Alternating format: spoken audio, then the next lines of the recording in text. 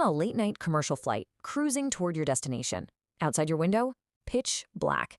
You naturally assume everything is going exactly to plan. But what you don't know is that your aircraft is currently straying across one of the most heavily guarded, politically sensitive, and tightly restricted international borders in the entire world. So what happens next? Do fighter jets scramble? Does it trigger some massive international incident? Or does something much more surprising and honestly much more cooperative take place behind the scenes?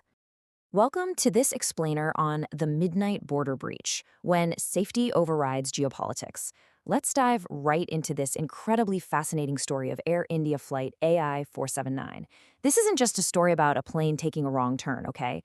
It's a deep dive into the complex world of modern aviation, the hidden technical glitches that plague our skies, and what really goes down when the strict, rigid rules of geopolitics collide head-on with the universal laws of aviation safety. We're going to break down the exact anatomy of this incident using the hard data and official reports to understand how a totally routine flight turned into a high-stakes midnight border breach. Section 1. The Midnight Border Breach. Let's set the stage and go back to the night of June 22nd. Let's walk through exactly how this played out. Air India flight AI-479, an Airbus A321, departs Delhi at 9:07 p.m. It's supposed to be a quick, standard hop-up to Amritsar. By 10:08 p.m., the aircraft is on its approach, but instead of landing, it gets put into a holding pattern. Right in the middle of a complex maneuver known as a go-around, the aircraft inadvertently slips across the international border into Pakistan. But wait, listen to this next part. Just 15 seconds later, it exits Pakistani airspace. 15 seconds. The crew coordinates with Lahore Air Traffic Control and safely diverts back to Delhi, touching down at 11:27 p.m. When you lay it out chronologically like this, you realize we're talking about an infringement that literally lasted barely the length of a deep breath. What's really wild here is the sheer scale, or honestly the lack of it. 1.5 miles. That is the absolute maximum distance flight AI-479 actually strayed into Pakistani territory. To put that into perspective, for a commercial jet traveling at hundreds of miles per hour, a mile and a half is a fraction of a second in navigation time. It's incredibly easy for headlines to just scream about airspace violations and sound the alarm, but when you look at the raw data, it really grounds that sensationalism in reality. This was a marginal, momentary blip, not some deep, hostile incursion. And honestly, that reality is perfectly summed up by the Amritsar Airport director, Bhupinder Singh. He went on the record and stated, "There is nothing alarming about it, a routine occurrence." A routine occurrence. By framing it like that, authorities on the ground immediately diffuse the tension. And that quote is our pivot point today. We are stepping completely away from the political panic you might see scrolling through social media, and we're going to look at this exactly like an aviation safety board would, because we need to understand the technical why behind how this actually happened. Section 2. Anatomy of the error. Let's treat this like an official investigation and unpack those compounding factors. In aviation, close calls are almost never caused by just one single mistake. It's always a chain reaction. And this chain, it all started with an entirely unrelated event. The aircraft landing right before them reported a bird strike. Well, standard safety protocol means you absolutely have to close the runway for inspection.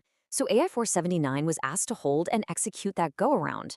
Add in the fact that Amritsar is a single runway airport, located incredibly close to a highly sensitive border. Plus, the pilots were relying on verbal radar vectoring from ETC, and it was a nighttime approach outside of the airport's standard surveillance hours. When you stock all that up, you can really see how a simple everyday bird hit created this massive cascade of high workload variables right on the edge of restricted airspace. Section 3. The threat of navigation glitches. Because honestly, high workload and a closed runway don't entirely explain a modern Airbus drifting off course. For the full picture, we have to look at an invisible threat that is increasingly causing chaos in global aviation. According to official reports, this flight experienced a technical glitch in its navigation system right during the maneuver. This brings us to a massive, critical warning recently issued by India's Directorate General of Civil Aviation, the DGCA, regarding GNSS interference. Now, it's super important to understand the difference between jamming and spoofing here. Jamming just blocks your GPS signal. It essentially just creates noise. But spoofing? Spoofing is the intentional transmission of false signals. It literally tricks the aircraft's internal systems into believing it's somewhere it's completely not. The DGCA has explicitly warned that these spoofing events are happening more and more near sensitive borders, causing sudden map shifts and wildly erratic readings. Now, while the airline hasn't officially confirmed spoofing as the exact culprit here, this general environment of severe navigation glitches is exactly the kind of invisible, high-tech hazard crews are fighting today. Section 4. When safety overrides politics. So, the plane crosses the border. What actually happens on the ground? This is where the story takes a surprisingly uplifting turn, showing the stark contrast between geopolitical reality and international aviation law. Look, on one hand, you have severe political tensions, right? Since April 2025, those tensions led both India and Pakistan to strictly ban each other's commercial flights from their respective airspaces. It forces these long, incredibly costly detours. But under the rules of the International Civil Aviation Organization, or ICAO, safety absolutely overrides those political bans. Period.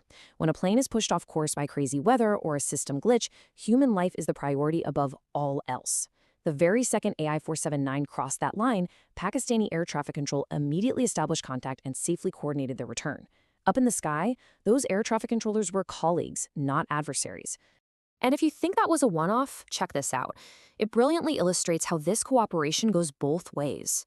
Just 10 days prior to the Air India incident, on June 12th, a massive, intensely turbulent windstorm swept across Pakistan's Punjab province. To avoid those incredibly dangerous storm cells, 3 Pakistani commercial flights, including an Air Sial flight and 2 Fly Jinnah flights, were forced to divert. And where did they go? They temporarily crossed right into Indian airspace to find a safer flight path. Indian air traffic control smoothly and professionally facilitated those emergency overflights. It's just solid proof that despite the heated rhetoric you might hear on the ground, the international aviation community seamlessly works together to protect passengers, totally regardless of the flag painted on the tail of the aircraft. Section 5. The cost of silence. Now, with the plane safely back in Delhi, you'd probably think the story wraps up right there, right?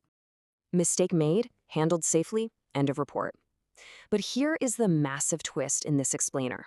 The DGCA actually stepped in and took strict interim action. They grounded the operating crew of the Air India flight, and they grounded the Amritsar air traffic controller.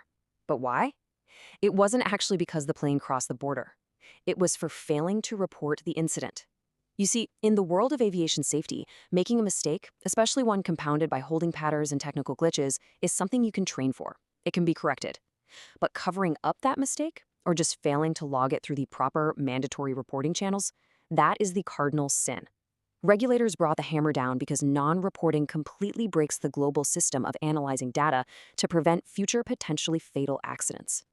And this unbelievably swift action is directly tied to a major shift in Indian aviation law. India actually just replaced its completely archaic 1934 Aircraft Act with the brand new Bharatiya Vayuyan Adhiniyam of 2023. This is not just some bureaucratic name change. It is a sweeping, top-to-bottom modernization of aviation safety rules. This new legislation gives the DGCA incredibly robust enforcement powers to hold airlines, airports, and personnel strictly accountable. It mandates rigorous reporting standards across the board and allows the regulator to immediately suspend licenses and drop severe penalties for literally any lapse in operational discipline. Just to give you an idea of how aggressively the DGCA is using these new powers, taking a quick look at their recent financial penalties really paints a clear picture. I mean, they hit Air India with a staggering 98 lakh rupee fine for operating a flight with an unqualified crew member. Then another 80 lakh for breaching flight crew duty time limitations. They smacked SpiceJet with a 30 lakh fine for failing to deploy properly trained pilots during heavy fog. And Indigo faced 30 lakh in fines after a series of aircraft hail strikes. These are not just little slaps on the wrist, folks. These are massive financial consequences, specifically designed to prove that India is currently executing an intense, zero-tolerance crackdown on safety, training, and above all, absolute transparency. Which brings us to the final thought I really want to leave you with today. We live in a world where geopolitical borders are increasingly closed off, and where the invisible navigation signals we completely rely on are increasingly jammed and spoofed by bad actors. The skies are getting more complex, not less. So when technology glitches and politics create these massive barriers, is a culture of radical honesty and transparency actually the ultimate safety feature we have left? I really hope this explainer gave you a whole new perspective on what really happens above the clouds. Keep asking questions, keep looking deeper, and we'll catch you in the next one.